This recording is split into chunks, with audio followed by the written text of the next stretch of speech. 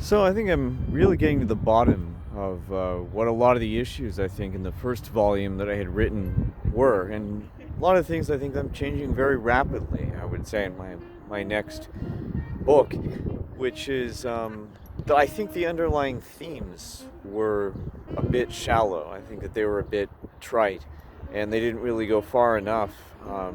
And I would say that was one of the reasons why I think that I had to um, add in a lot of that kind of fantastical, really embellished stuff in there because I think a lot of that was a bit of a smokescreen. I think I was trying to cover up for the lack of uh, things that were not very thought out, and that would include things like um, the so-called theocracy versus the aristocracy.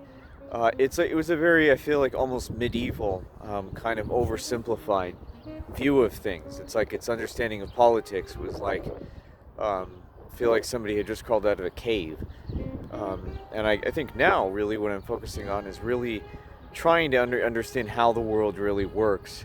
And I think now, it in in this novel, when it talks about the two different sides that are created artificially, um, Nicholas Rowe and John Rowe, one of which worships God, one of which is atheistic.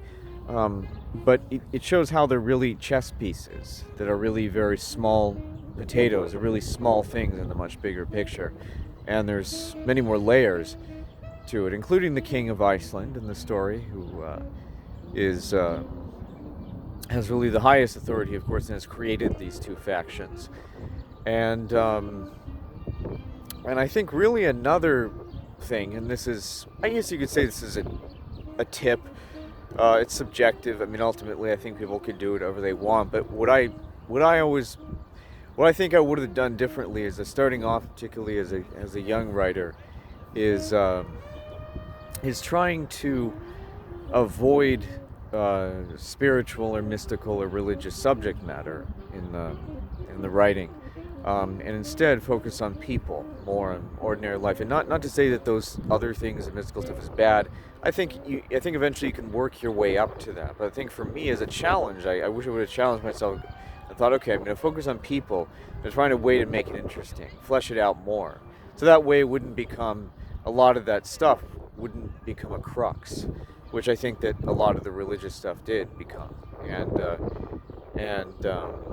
I think that really, really ultimately people are interested in stories more about people than about concepts.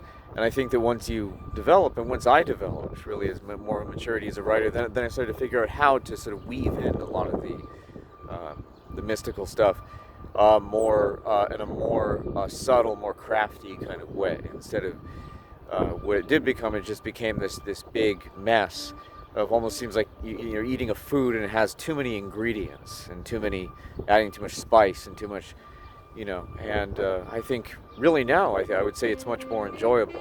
And initially, you get the urge. I got the urge thinking, oh, it's going to be boring if I just try to focus more on life and people, what they do. But then eventually I caught on to it, and then I realized, no, wait a minute, there is something to this.